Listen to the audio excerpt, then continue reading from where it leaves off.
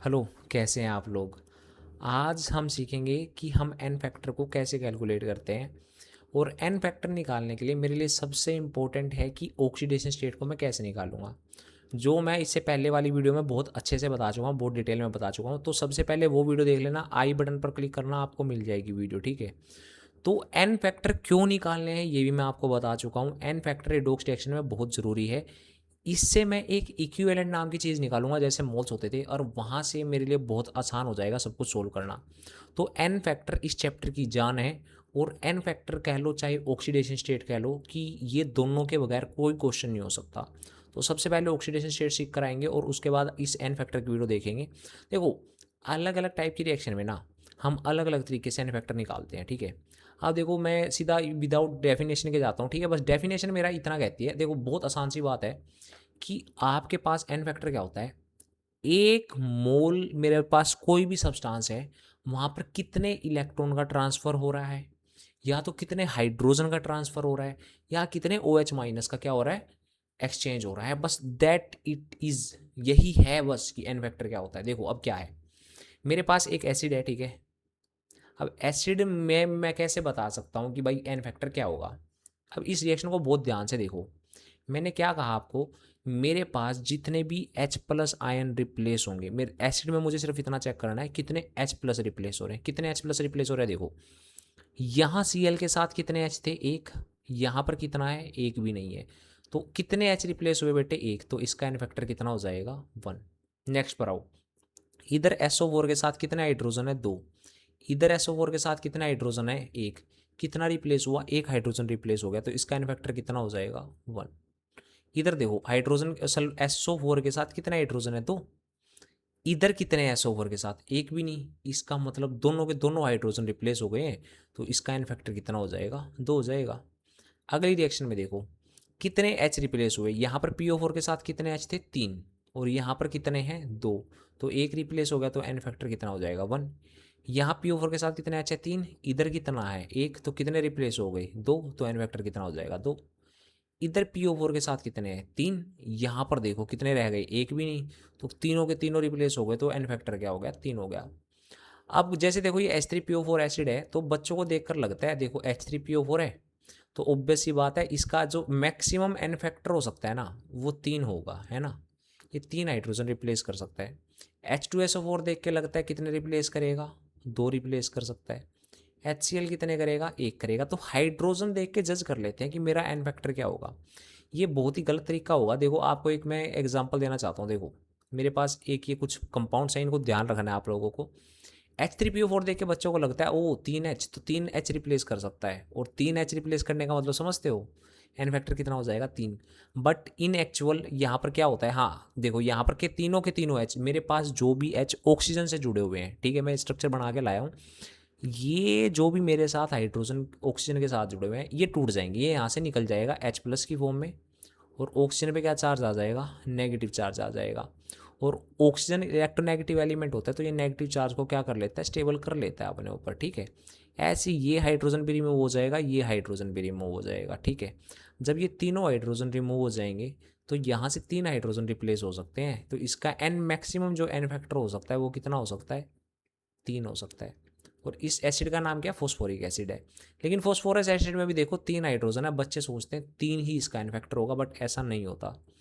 जो hydrogen oxygen के साथ हैं सिर्फ 4 रिप्लेस हो सकते हैं। तो ये वाला हाइड्रोजन तो रिप्लेस हो नहीं सकता। कितने रिप्लेस हो सकते हैं, 1 और 2। तो एन फैक्टर इसका मैक्सिमम क्या हो सकता है बेटा, 2 हो सकता है। तो ये बात याद रखनी है, H3PO3 का जो मैक्सिमम जो एन फैक्टर होगा ना, वो 2 होगा, ठीक है। ये 2 ही H प्लस को क्या कर सकता है, रिप्लेस कर सकता है। और H3PO2 सिर्फ एक ही N को क्या कर सकता है, तो इसका हमेशा एन फैक्टर क्या होगा, एक ही H को रिप्लेस करेगा, तो इसका एन फैक्टर कितना हो जाएगा, 1 हो जाएगा। कितना हो जाएगा, 1 हो जाएगा। इतनी बात समझ में आई। ये एसिड के लिए था। अगर मैं बेस की बात करता हूँ, देखो बेस में क्या है, बेस में क्या करना है मुझे, जी एन फैक्टर कैलकुलेशन कर रहे हैं बेस के लिए। यहाँ पर देखना है मुझे कितने ओ एच माइनस रिप्लेस हो रहे हैं। देखो बेस का क्या काम क्या होता है, या तो वो ओ एच माइनस दे, या तो एच प्लस को क्या करे, गेन करे। अगर ओ एच माइनस दे रहा है तो देखो कितने रिप्लेस कर रहा है, कितने ओ एच माइनस रिप्लेस कर रहा है। और अगर क्या कर रहा है, एच प्लस गेन कर रहा है, तो कितने एच प्लस गेन कर रहा है। दैट इज माई क्या, एन फैक्टर। अब यहाँ देखो, एन ओ एच है, यहाँ पर एन के साथ कितने हुआ चाहे एक, इधर कितना है एक भी नहीं, तो एन फैक्टर कितना हो जाएगा 1। यहाँ सी ए के साथ कितने हुआ चाहे 2, यहाँ कितना है एक भी नहीं, दोनों के दोनों रिप्लेस हो गए, तो एन फैक्टर कितना हो गया 2। अभी देखो बच्चे कहेंगे सर ये बेस मैं कैसे पता करूँ, देखो भाई ये एसिड है ये तो पता है, हाँ पता है, और इसके साथ रिएक्ट करने के बाद वाटर बन गया, इसका मतलब कैसी रिएक्शन हो रही होगी, एसिड बेस की रिएक्शन हो रही, तो ये बेस है। यहाँ देखो एक भी हाइड्रोजन नहीं है इस बेस के पास, एक भी, लेकिन इसने यहाँ एक एच एक्सेप्ट कर लिया, तो इसका एन फैक्टर कितना हो जाएगा 1। यहाँ देखो इसके पास एक भी नहीं है, लेकिन यहाँ पर कितने हैं, ओ माय बैड, H2CO3 आएगा ये, ठीक है H2CO3। यहाँ देखो कितने हैं, यहाँ पर CO3 के साथ एक भी H नहीं है, लेकिन यहाँ पर कितने आ गए, 2 आ गए, है ना। तो एन फैक्टर कितना हो जाएगा, दोनों के दोनों एक्सेप्ट कर ले तो इसका एन फैक्टर कितना हो जाएगा 2 हो जाएगा, ठीक है। अब नेक्स्ट पर आओ, अगर मुझे एन फैक्टर कैलकुलेट करना है सोल्ट्स के लिए तो बहुत ही आसान है। देखो मैंने क्या बताया था जब एन फैक्टर हम स्टार्ट कर रहे थे, कि कितने इलेक्ट्रॉन का ट्रांसफर हो रहा है एक मोल का, बस यही मेरा एन फैक्टर होता है, इसी से सब कुछ कर दूंगा, अलग अलग केस है बाहर में जाए, ठीक है। मुझे क्या करना है, कुछ नहीं करना। देखो यहाँ पर आओ, यहाँ कैल्शियम को देखो, कैल्शियम की ऑक्सीडेशन स्टेट क्या है, +2। सर आपको कैसे पता, मैंने सिखाया था इसे पिछली वीडियो में, ठीक है। अब CO3 क्या होता है, 2- होता है, तो Ca क्या होगा, 2+ होगा, ठीक है। अच्छा कार्बन की ऑक्सीडेशन स्टेट क्या है, +4, ऑक्सीजन की कितनी है, -। तो सर कैसे पता है आपको, पिछली वीडियो में सिखाया था, जाके देख लेना, ठीक है। अब यहाँ पर कैल्शियम क्या है, +2 में, ऑक्सीजन किस में है, -2 में, कार्बन किस में है, +4 में, ऑक्सीजन किस में है, -2 में। देखो +2 किस में गया, +2 में गया, ठीक है, तो कोई चेंज नहीं आया। +4 किस में गया, +4 में गया, कोई चेंज नहीं आया। -2 किस में गया, -2 में गया, कोई चेंज नहीं आया। अगर मेरे पास रिएक्शन में कोई चेंज नहीं आ रहा है, ना ऑक्सीडेशन हो रही है ना रिडक्शन हो रही है, तो मुझे किसी भी चीज़ का एन फैक्टर निकालना है, तो कैसे निकालूंगा, मैं इसको तोड़ दूंगा। कैसे तोड़ूंगा, Ca क्या होता है, 2+ होता है, ठीक है, और CO3 क्या होता है, 2- है। तो इसका मतलब समझ रहे हो, देखो जो भी मेरे पास ये चार्ज आ रहा है, यही इलेक्ट्रॉन का ट्रांसफर हो रहा होगा ना, इसने 2 इलेक्ट्रॉन क्या करे होंगे, दिए होंगे, इसने लिए होंगे, ठीक है। तो इसका एन फैक्टर कितना हो जाएगा, जितने भी इलेक्ट्रॉन का ट्रांसफर हुआ है, कितने का हुआ है, 2 इलेक्ट्रॉन का ट्रांसफर हुआ है, तो इसका एन फैक्टर कितना हो जाएगा 2, ठीक है। नेक्स्ट पर आओ, मेरे पास ऐसा सोल्ट आ जाएगा जहाँ पर सिर्फ एक ही एटम चेंज हो रहा है, भाई जो मर्जी हो रहा हो। देखो मैं एक बात बताता हूँ, मुझे जाना ही नहीं क्या हो रहा है, कैसा सोल्ट है, मैं आगे मैं सबसे पहले ऑक्सीडेशन स्टेट लिखूँगा, कितनी है, +7, कितनी है, +2।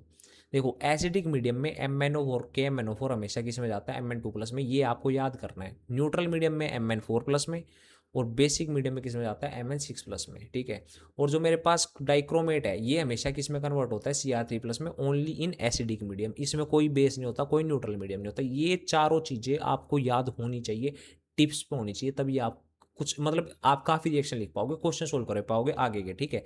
अभी के लिए मुझे जरूरत नहीं है, मुझे Mn पता है +7 है, +7 से कितने का चेंज आ गया, +2 का, कितने कितने इलेक्ट्रॉन ट्रांसफर हुए बेटे, 5, कितने, इसने 5 इलेक्ट्रॉन क्या कर लिए, गेन कर लिए, और जब 5 इलेक्ट्रॉन गेन कर लेगा, 5 इलेक्ट्रॉन गेन करेगा, तो बस कितने इलेक्ट्रॉन का ट्रांसफर हुआ, 5 का, तो इसका एन फैक्टर कितना हो गया, 5। नेक्स्ट पर आओ, ये +7 है, ये किस में गया, +4 में, कितने का चेंज, 3 का दिख रहा है सर, है ना, इसने 3 इलेक्ट्रॉन गेन कर लिए होंगे, तो एन फैक्टर कितना हो जाएगा 3। Mn यहाँ क्या है, +7 में है, यहाँ किस में है, +6 में है। तो भाई देखो चार्ज कम हो रहा है ना, चार्ज कम होने का मतलब क्या हुआ, कि वो इलेक्ट्रॉन को एक इलेक्ट्रॉन ऐड हो रहा होगा, तो एक प्लस कम हो जाएगा, है ना, माइनस चार्ज बढ़ेगा, तो +7 से -1 6। यहाँ पर देखो कितने इलेक्ट्रॉन करे थे बेटे, 3 इलेक्ट्रॉन गेन करे थे, तो कितना हो गया, 4 आ गया। 3 इलेक्ट्रॉन से माइनस चार्ज बढ़ा होगा 3 का, तो +7 से -3 4 आ गया। यहाँ पे कितना आ जाएगा, 1 इलेक्ट्रॉन। यहाँ क्रोमियम है +6 में, है ना, और यहाँ पे देखो कैसे बताया मैंने, क्रोमियम C +6 में देखो X है, क्रोमियम की X मान लेता हूँ ऑक्सीडेशन स्टेट, ठीक है, और 2 क्रोमियम है प्लस, ऑक्सीजन की क्या होती है, -2। ये सिखाया था पिछली वीडियो में, 19 मिनट की वीडियो है, बहुत जल्दी हो जाएगी, बहुत अच्छे से बता रखा है, सब कुछ क्लियर हो जाएगा, ठीक है। तो इस X की वैल्यू यहाँ से कितनी आ जाएगी, 6 आ जाएगी, तो ये +6 है, यहाँ कितने का चेंज आ गया, 3 का, 1 से 3 का चेंज आ रहा है, कितने क्रोमियम है, देखो यहाँ पर 2 क्रोमियम है, कितने हैं, 2। 1 से अगर 3 इलेक्ट्रॉन का चेंज आ रहा है, तो 2 क्रोमियम में कितने का चेंज आ रहा होगा, 6 इलेक्ट्रॉन का, तो ये कितने इलेक्ट्रॉन गेन कर रहा है, 6 इलेक्ट्रॉन। तो इसका एन फैक्टर कितना हो जाएगा, 6, +7 से +6 कितने का चेंज, 1 का, तो इसका एन फैक्टर कितना हो जाएगा, 1, ठीक है। होप ये बात समझ आई होगी। अब आगे देखो, मुझे कुछ देखना ही नहीं, मैंने बस ये देखना है +7 किस में गया, +2 में गया, कितने का चेंज आया, 5 का। +7 +4 में गया, कितने का चेंज आया, 3 का। सर अब देखो यहाँ पर 2Mn2+ में गए हैं। इस रिएक्शन को मैं थोड़ा और इलेबोरेट करता हूँ, देखो ऐसे लिखता हूँ, 2Mn7+ हैं और 2Mn2 एक Mn7+ है ना, दो अलग अलग पार्ट में तोड़ दिया, दो अलग अलग पार्ट में जा रहा है ना, ये जा रहा है 2Mn2 पॉजिटिव और यहाँ किस में जा रहा है, M4 पॉजिटिव में। यहाँ कितने का चेंज आ रहा है, 5 इलेक्ट्रॉन का, है ना। एक मैग्नीज से 5 का आ रहा है तो 2 से कितने का आएगा, 10 का। कितने का आ जाएगा, 10 का। और एक में कितने का चेंज आ रहा है, 3 का। तो टोटल चेंज कितना आया, 13 इलेक्ट्रॉन का चेंज आया। लेकिन मैंने एक बात और बोली थी, मुझे पर मोल चेक करना है बेटा। तो कितने मोल है यहाँ पर टोटल Mn के, 3 मोल हैं। 3 मोल में ट्रांसफर हो रहा है 13 इलेक्ट्रॉन का, तो एक मोल में कितने का ट्रांसफर होगा, 13/3 का। तो इसका एन फैक्टर क्या हो जाएगा, 13/3। ये बात समझ में आई। अब नेक्स्ट देखो, Mn7+ किस में जा रहा है, Mn7+ में कोई चेंज नहीं है। Mn7+ किस में जा रहा है, 2+ में, कितने का चेंज है, 5 इलेक्ट्रॉन का। ठीक है, देखो एक Mn तो इसमें जा रहा है, अगर मैं इसको और इलेबोरेट करूँ तो Mn7+ और Mn7+, तो ये वाले में तो कोई चेंज आ ही नहीं रहा है ना, Mn7+ में जा रहा है वो। दूसरे वाला किस में जा रहा है, 2+ में, तो एक ही Mn में चेंज आ रहा है। कितने इलेक्ट्रॉन का ट्रांसफर हो रहा है, 5 इलेक्ट्रॉन का। 5 इलेक्ट्रॉन का कितने से हो रहा है, 2 मोल से। 2 मोल से 5 का, तो एक से कितने का हो जाएगा, 5/2 का। तो इसका एन फैक्टर क्या आ गया, 5/2 आ गया। ठीक है, और नेक्स्ट वीडियो में आपको बहुत अच्छे से बताया जाएगा इस एन फैक्टर से मैं कैसे रिडोक्स रिएक्शंस के सारे क्वेश्चन कर दूंगा, सारे जो मर्जी पूछ लो मेरे से। ठीक है, आगे आओ। अब क्या कह रहा है मुझे, कह रहा है भाई दो, अब की बार ना मेरे, इससे पहले देखो हर रिएक्शन में क्या हो रहा था, सिर्फ एक ही एटम चेंज हो रहा था।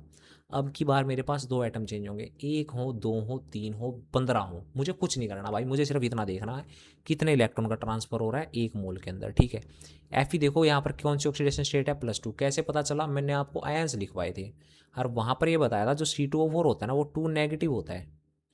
और अगर ये Fe है, एज इट इज आ गया, इसके पैर में कुछ नहीं आया, इसका मतलब ये क्या है, 2+ है। ठीक है, तो ये Fe2O4 है। और C2O4 2 नेगेटिव में कार्बन की ऑक्सीडेशन स्टेट क्या होती है, देखो निकाल लो, 2 कार्बन है, कार्बन की ऑक्सीडेशन स्टेट मान लेता हूँ X, ऑक्सीजन की क्या होती है, -2 × 4 = -2।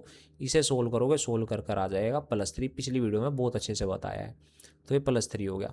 अब देखो मेरे पास +2 से किस में जा रहा है, +3 में जा रहा है, और ये क्या है, +4 है। +2 से +3 में जा रहा है, +3 से किस में जा रहा है, +4 में जा रहा है। 2 से 3 में गया, कितने का चेंज, 1 का, तो यहाँ लिख दो 1 इलेक्ट्रॉन चेंज हो रहा है। +3 से +4 में जा रहा है, कितने का चेंज, 1 का। कितने कार्बन है टोटल, 2 कार्बन है, तो 1 का इंटू 2 कार्बन है, तो कितने का चेंज आएगा, 2 इलेक्ट्रॉन का। अब दोनों के दोनों क्या हो रहे हैं, ऑक्सीडाइज हो रहे हैं, क्या हो रहे हैं, ऑक्सीडाइज, है ना। तो कितने इलेक्ट्रॉन का ट्रांसफर हुआ, दोनों के दोनों ऑक्सीडाइज हो रहे हो, दोनों के दोनों रिड्यूस हो रहे हो, तो इनको ऐड कर दो इलेक्ट्रॉन्स का, तो कितना आ गया, 3। तो इसका एन फैक्टर कितना आ जाएगा, 3। यहाँ पर आओ, एस की क्या ऑक्सीडेशन स्टेट है यहाँ पर, +3। कैसे पता चला, सल्फर के पैर में 3 गया है। ठीक है, और एस क्या होता है, 2 नेगेटिव होता है। AS2O5, एस क्या होता है बेटे, यहाँ पर +5 में, ऑक्सीजन किस में, -2 में। सल्फर हमेशा सल्फेट में किस में होता है, +6 में होता है। ठीक है, +3 किस में गया, +5 में। कितने का चेंज, 2 का। 1 से कितने एस है बेटे, 2 हैं, तो 2 × 2 कितने इलेक्ट्रॉन का चेंज आ गया, 4 इलेक्ट्रॉन का। अब 2 नेगेटिव किस में जा रहा है, देखो सल्फर 2 नेगेटिव जा रहा है +6 में, किस में जा रहा है, +6 में। कितने का चेंज है, 2 - से 6 में जाना, मतलब 8 इलेक्ट्रॉन लूज कर रहा है ना, प्लस की तरफ जा रहा है ना। प्लस की तरफ कब जाएगा चार्ज, जब इलेक्ट्रॉन्स कम होंगे। 2 इलेक्ट्रॉन्स कम हुए होंगे तो ये 0 हो गया होगा, 6 इलेक्ट्रॉन और कम हुए होंगे तो प्लस चार्ज बढ़ गया होगा। कितना, 8 इलेक्ट्रॉन का ट्रांसफर हो रहा है 1 से। कितने सल्फर हैं, 3, तो 8 × 3 24 इलेक्ट्रॉन का ट्रांसफर यहाँ हो रहा है। +3 से +5 ऑक्सीडेशन, 2 - से +6 ये भी ऑक्सीडेशन है ना, बता चुका हूँ मैं ये चीज़ें, ये ऑक्सीडेशन होती है। ठीक है, तो अब दोनों के दोनों क्या हो रहे हैं, ऑक्सीडाइज हो रहे हैं, और ऑक्सीडाइज हो रहे हैं तो इसको 24 इलेक्ट्रॉन ये और 4 इलेक्ट्रॉन ये, इनको क्या कर दो, ऐड कर दो, तो एन फैक्टर कितना आ जाएगा, 24 + 4 28। ठीक है, सेम रिडक्शन में होगा, करना कुछ नहीं है, वही एन हम मैं देखूंगा कितने इलेक्ट्रॉन का चेंज आ रहा है, और जितने भी इलेक्ट्रॉन का चेंज आ रहा होगा उसके हिसाब से मैं क्या कर दूंगा, एन फैक्टर निकाल दूंगा। Fe क्या है यहाँ पर, +3 है। नाइट्रोजन क्या है यहाँ पर, +5 है। सर आपको कैसे पता चला, क्योंकि ना NO3 माइनस होता है, और नाइट्रोजन एक्स मान लो, ऑक्सीजन माइनस 2 गुना 3 होता है इज इक्वल टू -1। तो एक्स यहाँ से कितना आ गया, +5 आ गया। ऑक्सीजन क्या होता है, -2 होता है, Fe2+ है यहाँ पर, और N क्या है, +2, क्योंकि ऑक्सीजन क्या होता है, -2। +3 किस में जाना है, +2 में जा रहा है। कितने का चेंज, +3 से +2, 1 इलेक्ट्रॉन का चेंज, 1 इलेक्ट्रॉन। अब N कहाँ जा रहा है, +5 से +2 में, कितने का चेंज, 3 का, 3 लिख दो। 1 से 3 का, लेकिन कितने नाइट्रोजन है यहाँ पे, 3 नाइट्रोजन है, तो 3 से कितने का हो जाएगा, 3 गुना 3, 9 इलेक्ट्रॉन का। दोनों के दोनों ऑक्सीडाइज हो रहे हैं, दोनों के दोनों रिड्यूस हो रहे हैं, ऐड कर दो तो 9 + 1 कितने इलेक्ट्रॉन, 10। तो इसका एन फैक्टर कितना हो जाएगा, 10 हो जाएगा। ठीक है, आगे देखो, KClO3 है, ऑक्सीडेशन स्टेट लिख दो। K हमेशा क्या रहता है, +1 में रहता है। Cl क्या है, -1, ओ सॉरी, ClO3 माइनस क्या है, यहाँ पे देखो Cl का क्या ऑक्सीडेशन स्टेट होती है, नहीं पता, x मान लो। O क्या होता है, -2 × 3, और K क्या होता है, +1 इज इक्वल टू 0। तो K यहाँ से क्या आ जाएगा, -6, +1, -5, +5 आ जाएगा। ठीक है, तो ये क्या आ गया, +5, और ऑक्सीजन क्या आ गया, -2, +5 -2। यहाँ K क्या है, +1, Cl क्या है, -1, ऑक्सीजन क्या है, 0। तो K में तो कोई चेंज आ नहीं रहा। Cl +5 से कहाँ जा रहा है, -1 में, दिख रहा है, +5 से -1। कितने इलेक्ट्रॉन का चेंज हो रहा है बेटे, 6 इलेक्ट्रॉन का। -2 से कितने में जा रहा है, 0 में, कितने का चेंज हो रहा है, 2 का। एक ऑक्सीजन से 2 का हो रहा है, तो 3 ऑक्सीजन से कितने का हो जाएगा, 6 इलेक्ट्रॉन का। तो 6 इलेक्ट्रॉन ये और 6 इलेक्ट्रॉन ये क्या हो रहा है, रिड्यूस हो रहे हैं, और ये क्या हो रहे हैं, ऑक्सीडाइज हो रहे हैं।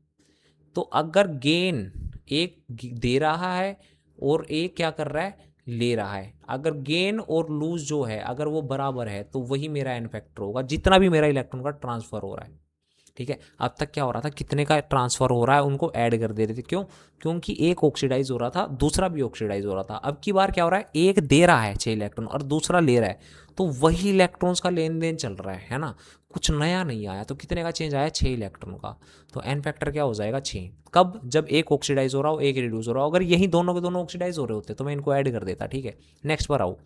Fe क्या है यहाँ पर, +3 है क्या, हाँ +3 है। सल्फर क्या है, -2 है क्या, हाँ -2। कैसे पता, इसके पैर में 3 इसके कारण आया होगा, इसके पैर में 2 इसके कारण आया होगा। ठीक है, Fe यहाँ पर क्या है, +2 में, ऑक्सीजन क्या है, -2 में, सल्फर क्या है, +4 में है, और ऑक्सीजन क्या है, -2 में है।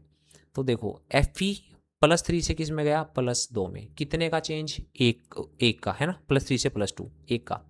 एक से कितने Fe हैं, 2 हैं, तो 2 से कितने का हो जाएगा, 1 × 2, 2 इलेक्ट्रॉन। 3 से 2 में जा रहा है, तो क्या हो रही है बेटे, रिडक्शन हो रही है। क्या हो रही है, रिडक्शन। अब नेक्स्ट पर आओ, सल्फर कहाँ जा रहा है, -2 से +4, -2 से +4 ऑक्सीडाइज हो रहा है ना, प्लस चार्ज बढ़ रहा है, -2 से +4। कितने का चेंज, 6 का।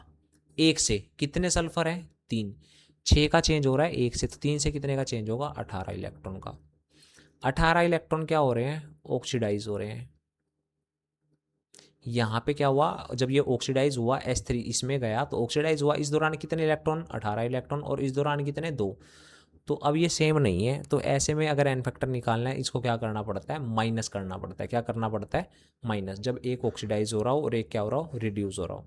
देखो, दोनों ऑक्सीडाइज हुए, ऐड कर दो, दोनों रिड्यूस हुए, ऐड कर दो। एक ऑक्सीडाइज एक रिड्यूस हुआ, लेकिन दोनों के दोनों जो इलेक्ट्रॉन गए, 6 इलेक्ट्रॉन यहाँ थे, 6 इलेक्ट्रॉन वापस आ गए, तो एन फैक्टर सेम ही रहेगा। 4 इलेक्ट्रॉन यहाँ गए, 4 ही दूसरे ने गेन कर लिए, तो एन फैक्टर सेम रहेगा। बट अगर एक की ऑक्सीडेशन कुछ और हो रही है, एक के रिडक्शन में इलेक्ट्रॉन कुछ और हो रहे हैं, तो दोनों को क्या कर दो, माइनस कर दो। तो 18 - 2 कितना हो जाएगा, 16 हो जाएगा। ठीक है, होप ये बात समझ आई होगी। ठीक है।